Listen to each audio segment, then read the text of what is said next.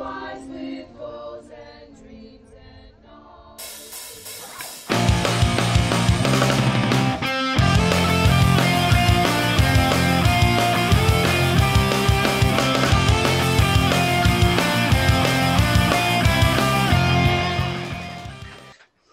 Hey, good morning, everyone. Here we are. We're back again. Season 2 looks like episode 9. Another great episode. We're going to get started. Mr. Bergando, how have you been? I'm good. How are you? I'm excited to get back to the hybrid learning starting on Monday. So I'm excited. I'm excited for the show today. Yeah, it's great. It's great to see Mustangs in the building on Monday. That's going to be great to see all the faculty back. So, you know, between that and actually feeling like spring a little bit this week, you know, the weather got a little bit warmer. I think we're turning that corner in terms of everything. You know, so I'm really looking forward to starting March 1st. All right, a better start for all of us. So we've got a lot of action, Mr. Bergando. I'll let you get started right away. Absolutely. Everybody in Mustang land. Absolutely. So going back with one of our favorite segments of the show, we have Olivia with the Mustang Sports Recap. Hi, Mustangs. Ice hockey and girls basketball bid farewell to their seniors during their senior ceremonies. The girls basketball team also improved their record with a team win against New Brunswick and Woodbridge, and will have their last regular season game Monday against New Brunswick. Bowling returns to action against South Plainfield on Monday. Both squads will compete in the GMC Pod games next week. Swimming had a competitive outing against Metuchen, and competition cheerleading took first place at the WMCC Revolution competition. Congrats to all of our winter programs, and good luck to wrestling and girls volleyball as they start up next week. Go Mustangs! So Mustangs, we have another great episode planned. So many great things going on at JFK Memorial High School. Mr. Bergando is actually going to introduce our first guest today, and it's a familiar face known as the Dancing Queen. But Mr. B, I'll let you do the official introduction. Thank you. We have Miss Perosi is here today, and she's going to tell us a little bit about SPTS, which is the Society for the Prevention of Teen Suicide. So I'm going to turn it over to Miss Perosi, and she's going to tell us a little bit more about that. Good morning. Hi, everyone. First, I want to say that I miss seeing all of your faces in school. So I'm super excited to be back at school, and I cannot wait to see you guys coming into school. So I'm looking forward to that. But I thought now would be a great time to tell the JFK community about a club that we've had in existence for the past 3 years, and it is the Society for the Prevention of Teen Suicide. And it's actually a district-wide club, meaning that it's run through JFK, Colonia High School, and Woodbridge High School. And it is a club that is just, we're here to promote awareness about suicide and suicide prevention. And that topic just seems to have a really awful stigma attached to it, and everyone's kind of afraid to talk about it. And we decided, the Woodbridge community decided that is a topic that we do need to talk about. And the reason why I'm so proactive in it is because I have family members that are on the board of the Society for the Prevention of Teen Suicide, and I have family members that are actually the founders of the organization due to unfortunate circumstances that their friends had to experience. So I am lucky enough to have family members that are so proactive and all about spreading awareness on this topic. So with me today, I do have Callback, who is from the Society for the Prevention of Teen Suicide. I also have Janine Grosso, who is on the board for the Society for the Prevention of Teen Suicide, and also she happens to be my aunt. And I also brought with us two of our awesome JFK students, Heather and Riley, who are part of our youth council.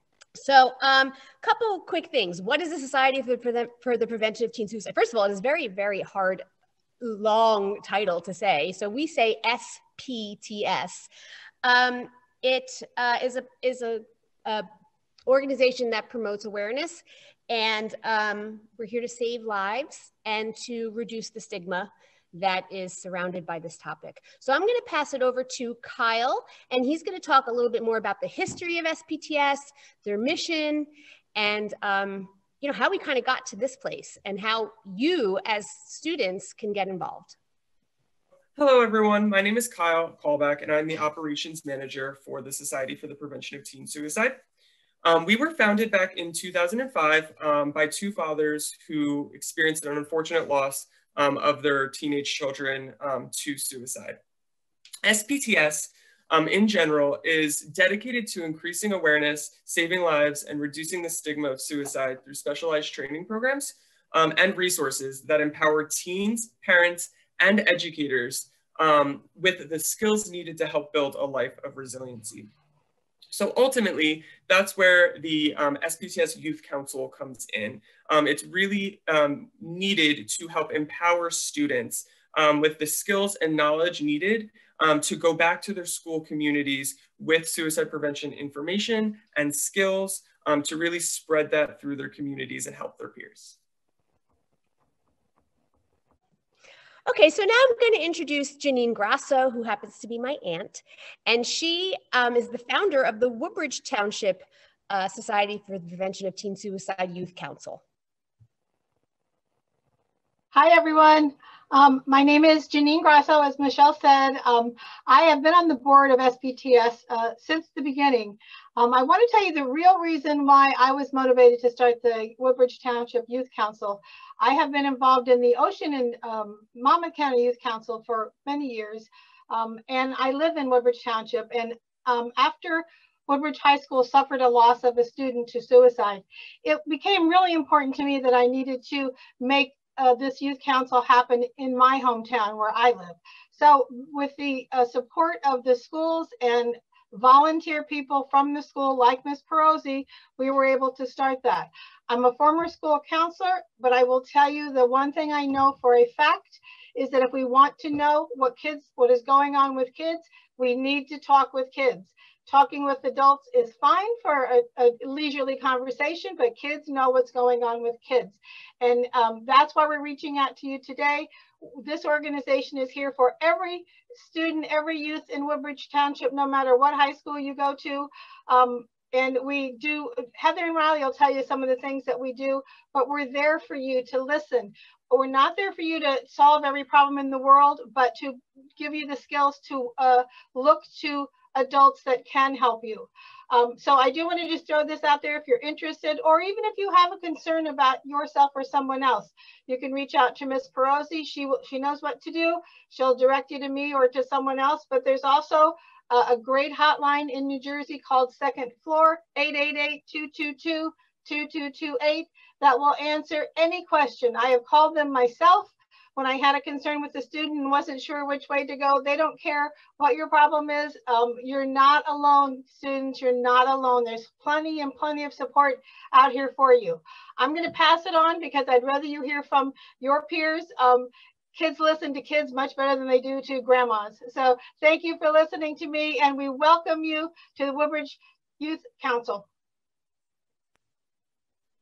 Hi, I'm Heather McKenzie. So I'm going to tell you a little bit about the club in general, like what you would expect to see when you come.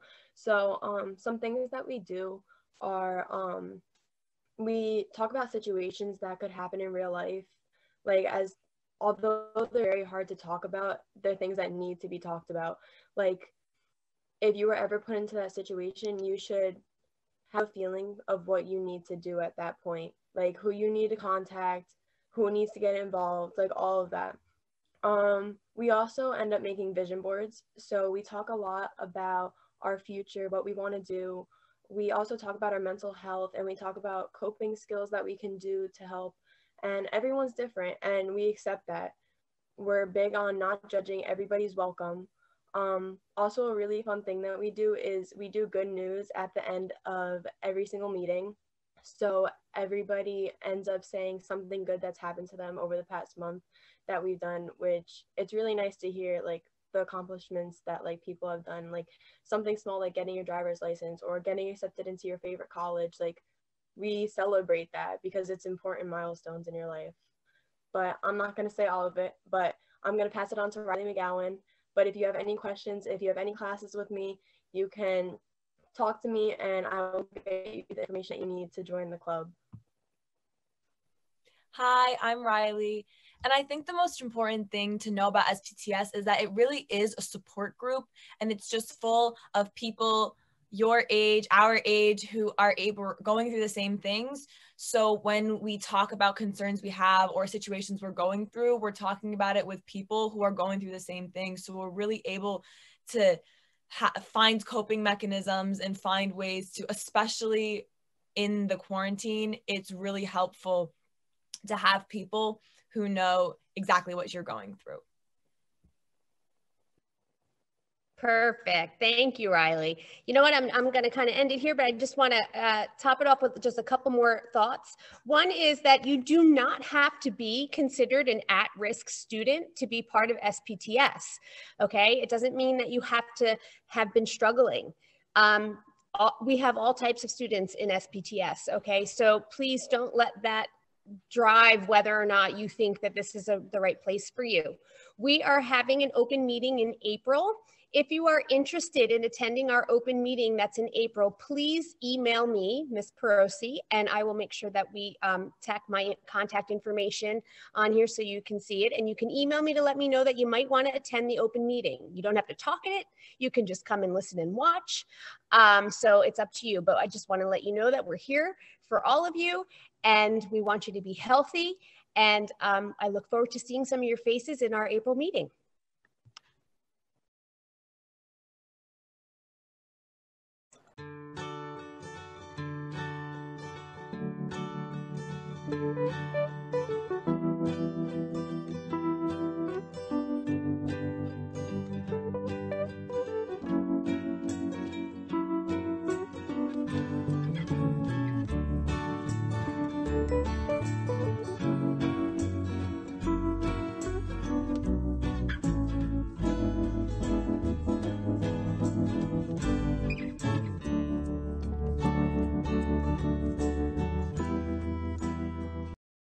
We're back. You know, this episode just keeps getting better and better, you know, as we go along, Mr. Brigando. Continuing with honoring and commemorating Black History Month. Once again, we have our Diversity and Equity Days of Dialogue Committee with another outstanding presentation. So sit back and enjoy. Good morning, Mustangs. Today for Black History Month, our topic is Black art, and we will talk about the achievements and hurdles that many Black artists, musicians, and actors have gotten and faced. Music is a world within itself, with a language we all understand. With an equal opportunity for all to sing, dance, and clap their hands. I don't think anyone could have written or sung those lines better than Stevie Wonder, who is truly one of the most wondrous musicians of our time. Life was difficult for him in the beginning. Not only was he born Black, but he also became blind as an infant. However, he also turned out to be a stunning musical prodigy. At just 11 years old, he was signed to his first record label, Tamla Records. And at just 13, he became the youngest musician to ever top the Billboard Hot 100 with his single, Fingertips. I mean, sheesh, talk about career goals. But there's so much more. Since then, Stevie Wonder has won 25 Grammys. And get this, besides Frank Sinatra, he is the only main artist to receive the Album of the Year Grammy 3 times. And what's more, he did this with 3 consecutive album releases. Innervisions, released in 1973, Fulfilling Mrs. Another Black artist contributed to shaping our country's culture is Augusta Savage, a renowned sculptor. Savage, who had an early love for art, moved to New York in her late 20s to study at Cooper Union for advancements of science and art. She excelled in the art department so much that in 1923, at the age of 31, Savage received a scholarship to study abroad at the Fontainebleau School of Fine Arts in France. However, the French government had retracted her admission after it was revealed that Augusta Savage was black.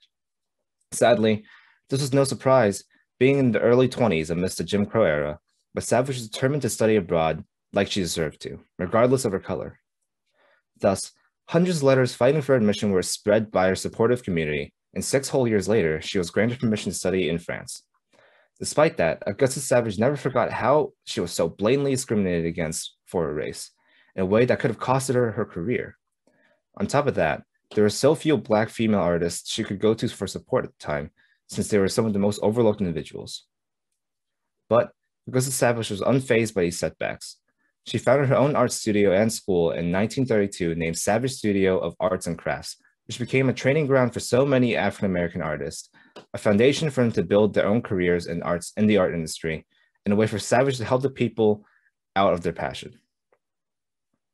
From then on, she concentrated on creating art that encapsulated and celebrated African-American culture, and being an arts educator, she also catalyzed social change by encouraging other artists like her to represent their cultures through artistic expression. One of her most famous pieces is called the Harp, which is a miniature sculpture depicting a choir of Black children singing. It was based on a poem called Lift Every Voice and Sing by James Weldon Johnson, the leader of the NAACP. Savage wanted to create many more pieces featuring other Black figures she found strong and wished to fight alongside. Augusta Savage unfortunately passed in 1962, and since many of her artworks and exhibits were either destroyed or lost at the time, she was rarely given credit to. Until an exhibition catalog in the New York Historical Society came out that celebrated her work titled Augusta Savage, Renaissance Women. It explored her life as she overcame poverty, racial, and sexual discrimination to become one of America's most influential 20th century artists.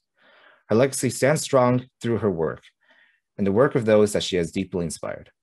Chadwick Boseman had made pivotal strides in the Hollywood industry by his powerful acting and portrayals of African-American figures in shows and movies. Boseman was an avid fighter for racial equality. He thought that the need for strong Black role models were absolutely necessary, and he only took on roles that would fit this need.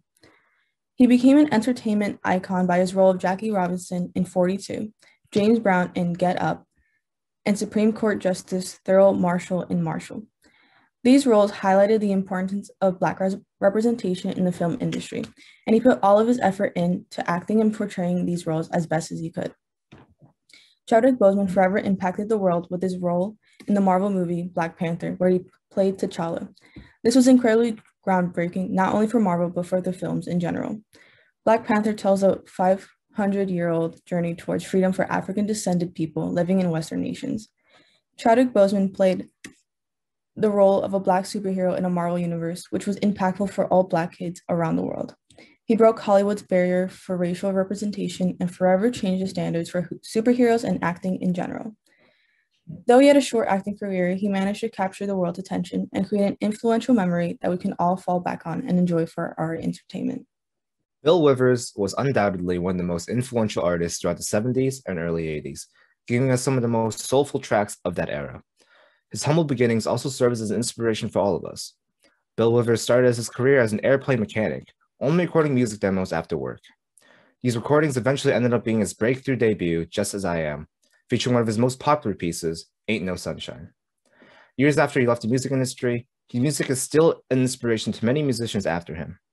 His work became a sampling favorite, with big names taking samples out of his songs such as Tupac, Shawn Mendes, Kanye West, and Kendrick Lamar, just to name a few. His impact and presence in the music industry could also be felt today. In 2015, 30 years after his retirement from the music industry, he was inducted into the Rock and Roll Hall of Fame. One of the key reasons for his unparalleled success would be his unique approach to creating music.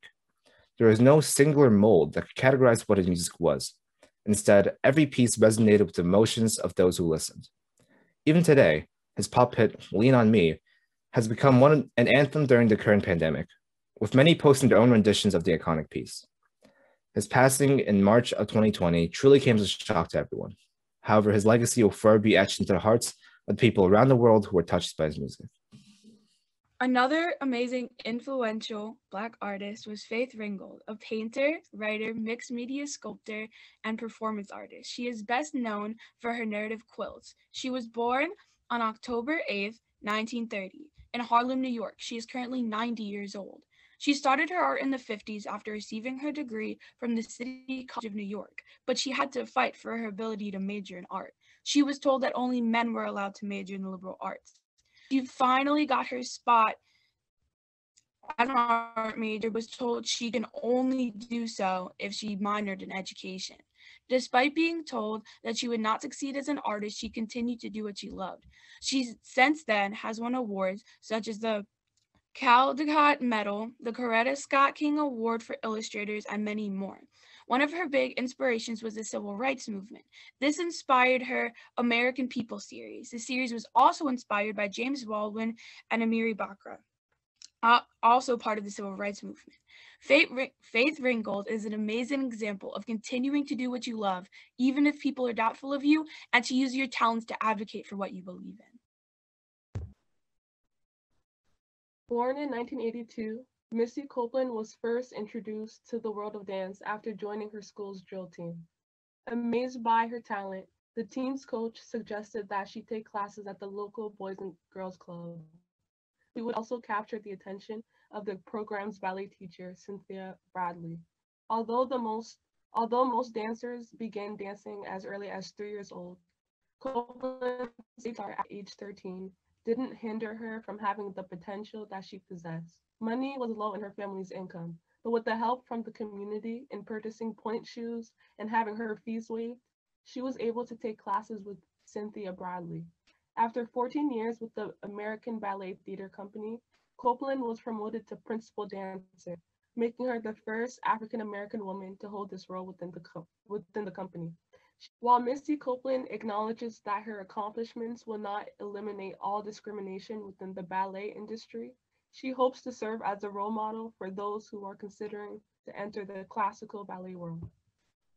Born in Philadelphia in 1915 as Eleanor Fagan, she is known professionally as Billie Holiday and by friends as Lady Day, and is loved by American people for her take on American jazz and swing music. As a singer with a career spanning over 26 years, Billie Holiday is considered one of the most influential jazz singers of all time. With her distinctive phrasing and expressive, sometimes melancholy voice, Billie Holiday made hits such as I'll Be Seeing You and Strange Fruit, which are some of my favorite songs of hers. Although Billie lived a difficult life with an absent father and some issues with money and drugs, she expressed her feelings through music until the end when she lost her battle to drugs. More than 3,000 people came out to say goodbye to Billie Holiday at her funeral in 1959 and mourned the loss of an amazing vocalist and jazz influencer. Cicely Tyson, born December 19, 1924, was an American model and actress who was known for her vivid portrayals and representations of Black women. From a young age, she was driven to portray strong Black women, and at first was not prevalent in the film industry. As her career went on, she came to achieve 2 Emmy Awards as well as an Academy Award through her film career. She also refused to play the roles of Black women who were involved in negative actions. This comes to show her passion and drive when it came to Black culture and Black women specifically. Tyson also received an Oscar nomination in 1973 and an honorary Oscar in 2018. Unlike many other African-American actresses during her time, she refused to be used and manipulated by the industry to play as a Black woman who wasn't given a positive role in the film. Despite receiving much hate for her picky roles, Tyson stood by her word, which got her to where she is today.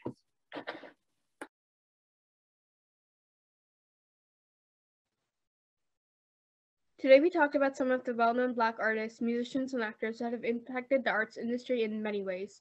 Despite the blatant discrimination that many of them faced, they fought past it, creating a name for themselves and achieving all their goals. A few notable Black artists today include Whitney Houston, Michael Jackson, Kendrick Lamar, John Legend, Beyonce, and many more that are listed in the description. It is important to remember that as people of color, the opportunities may not always be equal, but that shouldn't stop you from trying to achieve your dreams and overcoming the hurdles.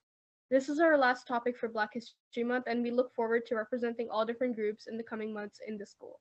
Next month, we will look forward to seeing you back here again for Women's History Month.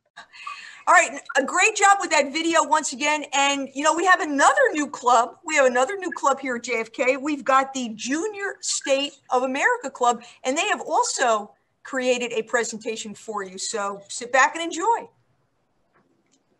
Hi everyone, my name is Monsi and I'm here to tell you a little bit about a new club that's been formed, Junior State of America, or JSA. It's a safe environment where every Wednesday we have different debate topics to discuss. We disperse into breakout rooms and each room has one topic to discuss with people on each side. As vice president and the club's president Hensey, we make sure that everyone feels comfortable expressing their views in a safe manner. No judgments are passed and no one is offended. Not only do we debate, but we try to host fundraiser projects that help current issues that our community or world deals with on a daily basis. Make sure to join the club through our Remind or Google Classroom. We host most of the debates through Discord, which we will provide you with through a server. Great job. Thank you very much. Now, Ms. D, do you know what time it is? I believe I do, Mr. Bergando. It's one of my favorite times. It's time for Mr. Bergando's word of the day. So throwing it over to you, Mr. B. And today's word of the day is nuance. It's a noun, meaning a subtle distinction or variation. They were able to detect the nuance of flavor in their meal. All right, Ms. D, you know what time it is now? It's one of my favorite times of the show. It's time for Mrs. D's thought of the day. I got you, Mr. Bergando. All right, so listen, I'd like to continue honoring Black History Month, and this week on our episode, our Diversity and Equity Days of Dialogue Committee, their presentation dealt with famous Black Americans related to the arts and artists and things like that. So what we're going to spotlight today is Alvin Ailey. Alvin Ailey is an African-American dancer, director, choreographer, and activist. He founded the Alvin Ailey American Dance Theater. And since Ms. Perosi was on already this morning, all right, she's our resident dancing queen, so she would definitely appreciate Alvin Ailey. But a quote from Alvin Ailey is, "The creative process is not controlled by a switch that you can simply turn on or off. It's with you all the time." So we all have that creative juice in us. Find your passion and expand on it. So thank you, Alvin Ailey, for those wonderful words. Thank you, Ms. D. So, Mr. Bergando, I'm going to throw it over to you. I believe you have the announcements for this week. I do. Please excuse the interruption. We have several announcements for this week. Students, please be on the lookout for information being sent home to a parent or guardian regarding the return to hybrid instruction beginning Monday, March 1st. Also, seniors, please remember to check the Senior Information Google Classroom page often, as information is provided there, and make sure you're checking that often. Also, this week from Camelot Corner, we have Needy with a special announcement. Take it away, Needy. Hi, JFK students. My name is Niti, and I'm on the yearbook staff for the 2021 yearbook. We are really working hard to bring you the best yearbook in these trying circumstances, and we hope that you are all excited to see what we've produced. If you are a budding photographer and you have some great pictures to share from Kennedy, send them in. You can DM our Instagram account or upload to hjeshare.com. The code is 21520. If you are planning on purchasing a yearbook, now would be a really great time to do that. Books are selling out fast and we don't want you to miss out. You can do so by visiting yearbookordercenter.com. Our school code is 21520. Last year, we only had 20 books left to purchase after graduation, so there are no guarantees if you do not pre-order now. Should you wish to purchase an ad sales end March 1st. Ads can be used to congratulate grads, send well wishes to friends, or just to have a memorable page in the yearbook that you design yourself. Please keep checking your grade level Google Classrooms. We're always posting content over there to keep you updated with the latest photo collections. We will soon post voting for the senior Epizootie. Sports coaches, we hope you have your submissions ready. You know what you need to do, and it's due by March 1st. And lastly, don't forget to follow us on Instagram and Twitter for all of the latest updates. Thank you very much for that. Well, Ms. D, I think we did it again. I think we did it again, Mr. Bergando. All right, we did it again. Rusty says we did it again. We're looking good. I'll let you do the honors this week. Right, I'll count it down. I'll count it down. And once again, we are looking forward to March 1st, the return to hybrid, having students in the building. The building is safe. We are eager for all of you to get back. We just want we want things to go back to normal, or as normal as they can be. So, you know, looking forward to everybody coming back, and an end to another great episode. So, Mr. Bergando, on 3, here we go. 1, 2, 3. Go Mustangs! Have a great week, everybody. Have a good week, everybody. See you next week. Wise with goals and dreams and knowledge deep and strong.